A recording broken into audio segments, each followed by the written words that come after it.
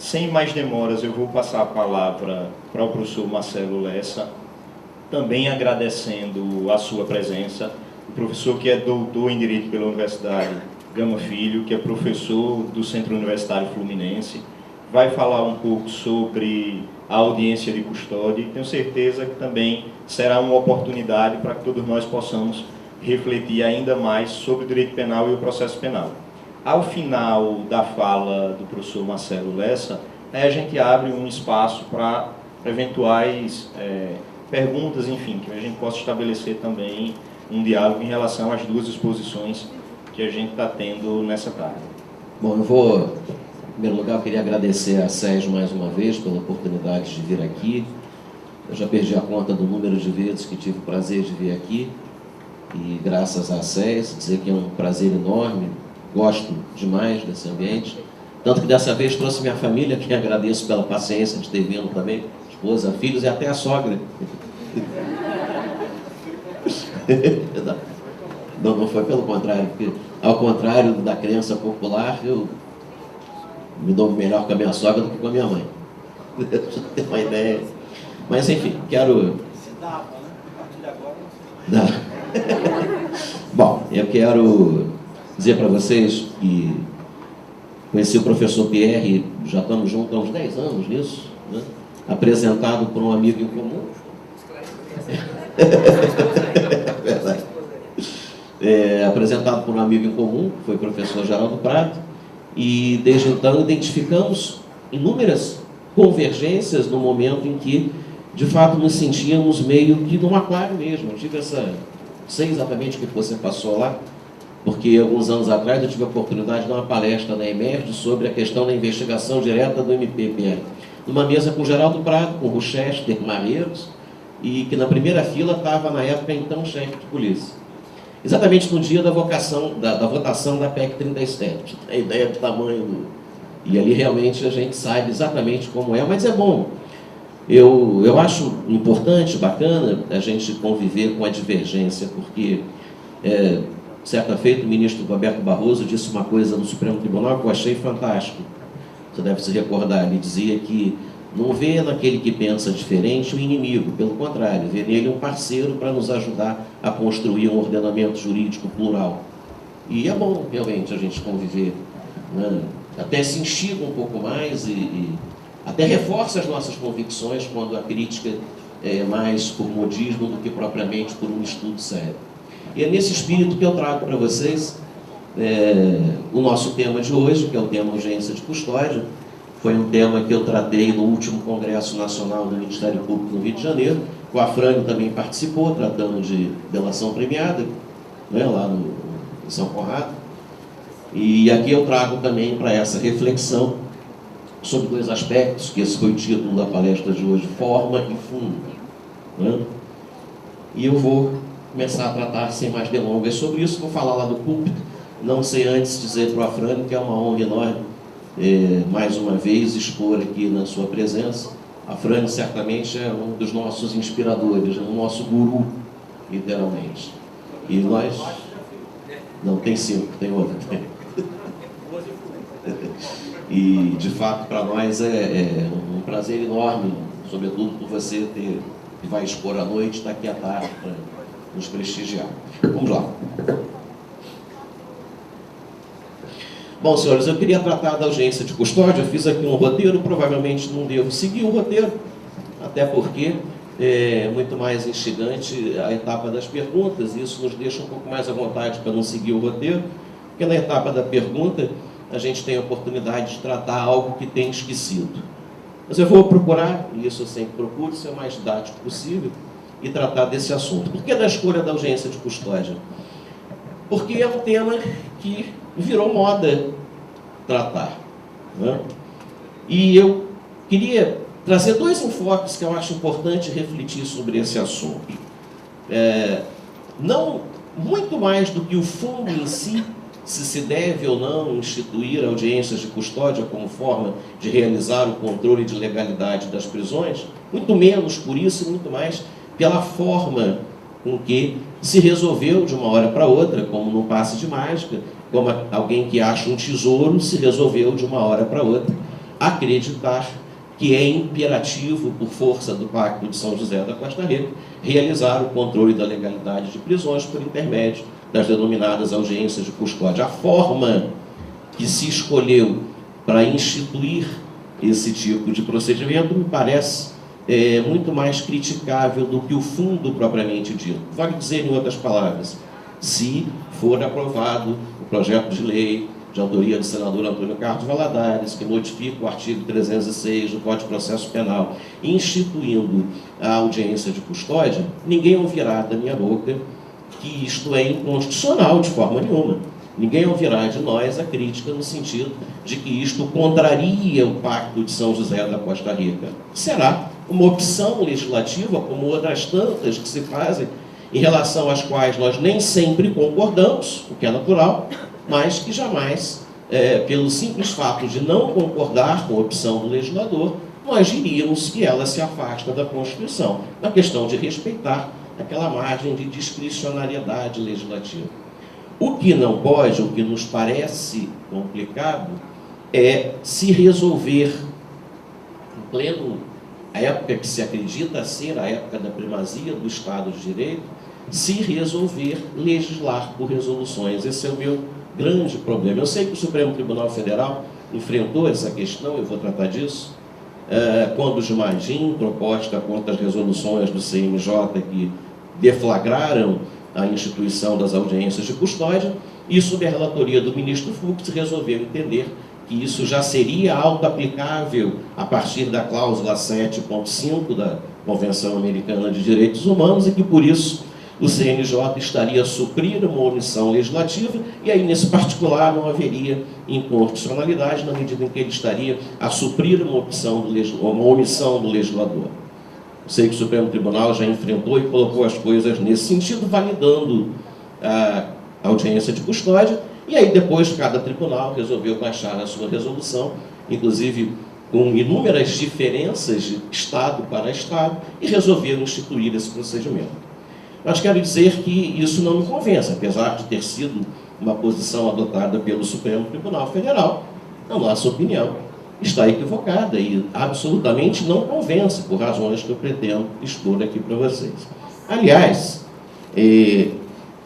a primeira grande perplexidade sobre esse assunto, que eu quero lhes compartilhar, consiste exatamente na autonomia que se concedeu para cada Estado, nem por intermédio do Poder Legislativo, mas por intermédio de resolução dos respectivos tribunais de justiça, para instituir não só a audiência em si, como a escolha do juízo que iria realizá-la, muitas das vezes com nomeação discricionária, em evidente afronta ao princípio do juiz natural. Cada Estado fez o que bem entendeu. Aliás, chega a ser bizarro o fato da gente ter feito contato, PR, você recorda?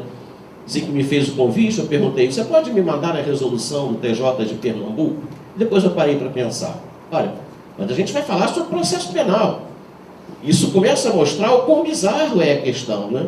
Nós viemos aqui fazer uma exposição sobre processo penal e a preocupação do expositor que iria falar sobre processo penal era consultar nem a legislação, que já seria bizarro, mas consultar um ato normativo do Poder Judiciário do Estado. Só para lembrar, é competência privativa da União legislar sobre processo penal. Então já seria bizarro nós nos preocuparmos a falar de um assunto de processo penal e querermos olhar a legislação estadual, a não ser que fôssemos falar sobre organização judiciária. Mais bizarro ainda, e isso ratificado pelo Supremo Tribunal Federal, é a nossa preocupação com o exame de ato normativo secundário, que são resoluções. De todos os estados, e nós tratamos disso longamente nesse evento do Congresso Nacional do Ministério Público, de todos os estados, o nosso modo de entender, ainda a pior delas foi no estado do Rio de Janeiro, que, dentre outras coisas, se resolveu estabelecer critérios para indicação dos juízes que atuariam nas audiências de custódia, basicamente aqueles que teriam frequentado cursos da Emerge, ideológicos, né? Porque prova de que, dependendo de quem fosse ocupar, não iria adiantar instituir a audiência de custódia. Então, até a forma de escolha discricionária de quem iria participar a resolução do meu Estado resolveu entrar. Isso sem dizer que se considerou facultativa a presença do Ministério Público, dizendo que não impediria a realização da audiência de custódia, e ainda se proibiu o contato, a utilização daquilo que eventualmente for tratado na audiência de custódia, no que tange a matéria de fato, no futuro processo que viesse a ser instaurado, uma espécie de caixa preta que ninguém poderia ter acesso àquilo que foi tratado. Então, do meu Estado ainda conseguiu ser pior. Vou pegar água aqui. Alguns estados até compatibilizaram essa dificuldade relativa ao princípio do juiz natural, porque, eu não sei se foi o caso de Pernambuco, que aliás você não me mandou a resolução, alguns estados ainda tentaram melhorar um pouco o problema relativo à questão do princípio do juiz natural, porque isso até é uma proposta interessante, não me lembro qual estado agora, mas teve um deles que me chamou a atenção, simplesmente transformou uma das varas, e aí sim a matéria de organização judiciária poderia ter feito, transformou uma das varas da comarca da capital em vara de custódia, portanto obedeceu o princípio do juiz natural, obedeceu o princípio do promotor natural, não se criou uma estrutura administrativa. No Rio de Janeiro a situação que nós temos é, com todo respeito, absolutamente bizarra, porque se criou na estrutura administrativa um cartório de audiências de custódia, portanto um órgão administrativo, ao qual se outorgou por resolução função jurisdicional, com livre nomeação daqueles magistrados para exercer essa audiência de custódia. Só para lembrar, o que pouca gente se recorda, só para lembrar, por ocasião da audiência de custódia, vão se conceder medidas cautelares. A própria restrição da liberdade vai se desenvolver por intermédio de aplicação de medidas cautelares. Portanto, vão exercer atividade tipicamente jurisdicional magistrados escolhidos discricionariamente com base em critérios de frequência determinados cursos, nem de antiguidade, com base nesse critério de merecimento, para num órgão administrativo. Esse é o cenário do meu Estado. Eu não sei se o Estado daqui seguiu o modelo, mas só para vocês verem como isso é grave, do ponto de vista do apreço ao princípio da reserva legal, ao princípio do juiz natural, ao princípio do promotor natural. Então, vai se exercer lá, num órgão administrativo, funções tipicamente jurisdicionais.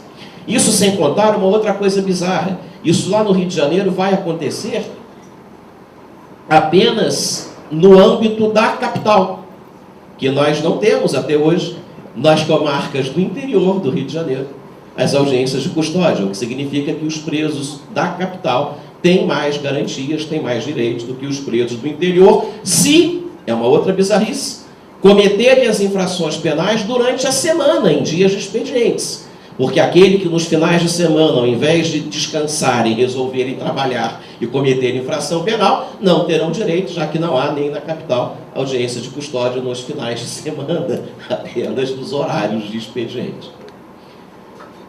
Não dá para achar engraçado isso, senhores. Aqueles que têm um mínimo de preocupação com o princípio da reserva legal e um mínimo de preocupação com a coerência, que é algo que talvez seja, não só as posições, mas eu quero vetar com a Frânita aqui, uma das coisas que eu, desde quando era acadêmico de direito, aliás, hoje eu mostrei a ele uma foto da década de 90, num congresso, né, em que estava lá já o professor Afrânio, já com todo o respeito que hoje tem, já naquela época, né, com toda a bagagem acadêmica que hoje tem.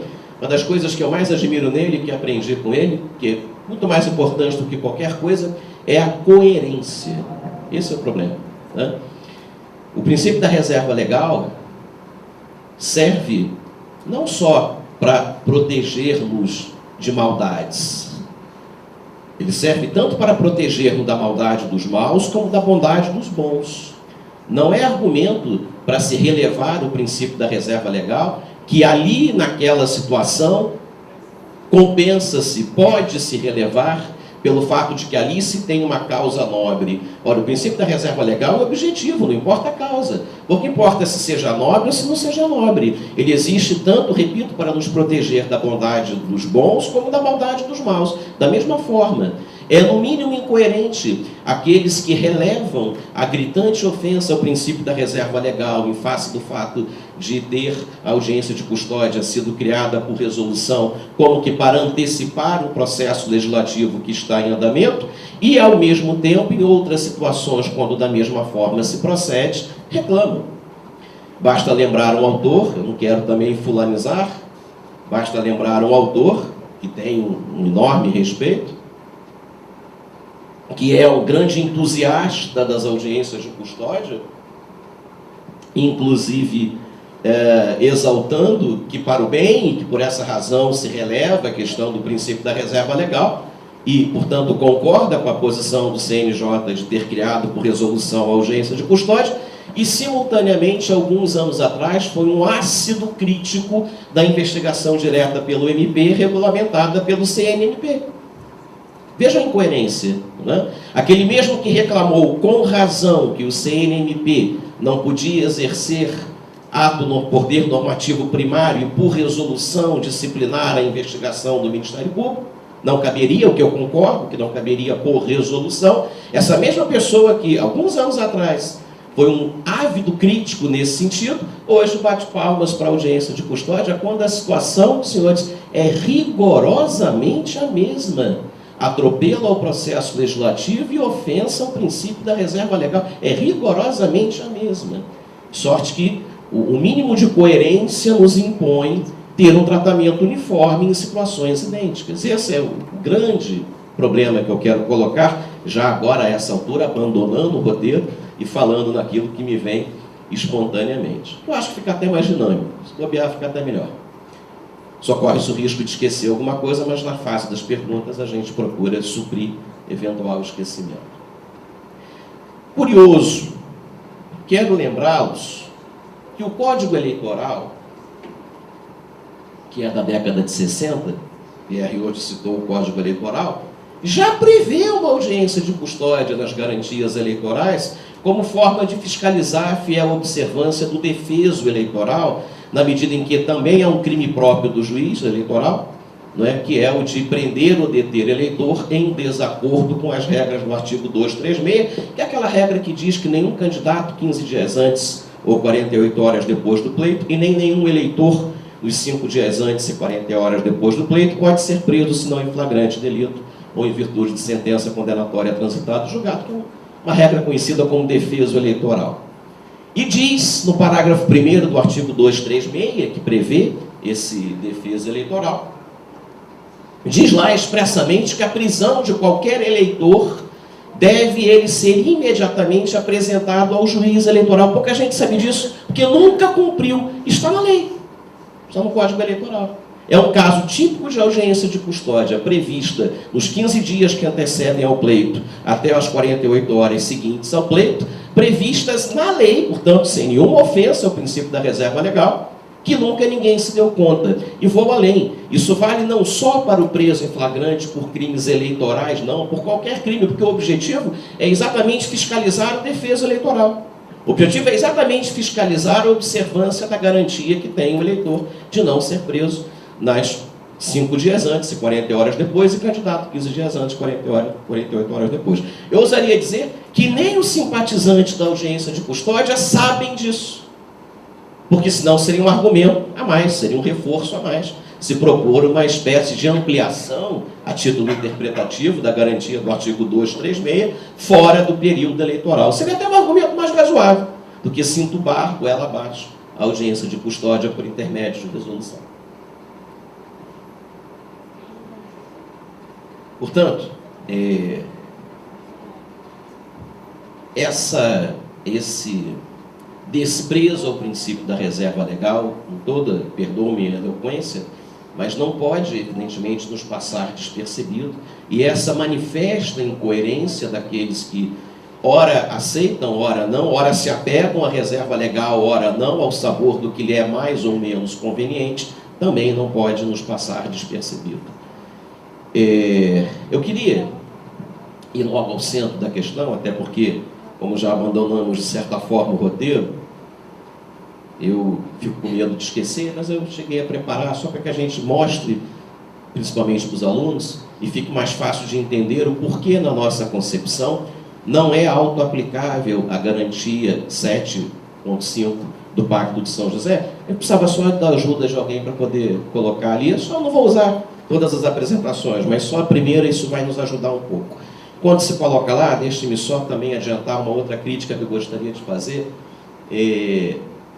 A posição, com todo respeito e com toda a admiração, mas não posso deixar de fazer a crítica respeitosa, a posição da OAB, que hoje defende as audiências de custódia. A mesma OAB, há cerca de 10 anos atrás, a Frânia vai se recordar disso em São Paulo, que eu me lembro de um seminário do IBCCRIM, que nós estávamos lá, muitos anos atrás, nos vários seminários, a mesma OAB do Estado de São Paulo ajuizou uma ADIM no Supremo Tribunal Federal contra uma lei estadual de São Paulo que, por influência do professor Luiz Flávio Gomes, estabeleceu as audiências por videoconferência, ao argumento de que teria invadido a competência legislativa da União para legislar sobre processo penal.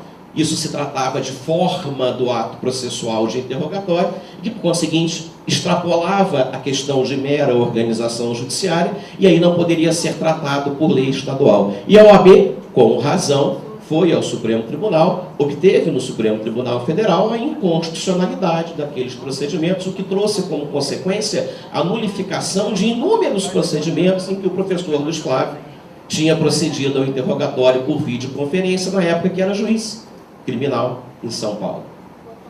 Vocês se recordam-se disso? Tem uns 15 anos ou mais. Naquela época, duas questões gravíssimas no plano das consequências. Primeiro, o interrogatório era, naquela época, o primeiro ato da instrução criminal. Então, vejam o estrago que esse entendimento, que foi correto no passado, repito, causou. Segunda questão,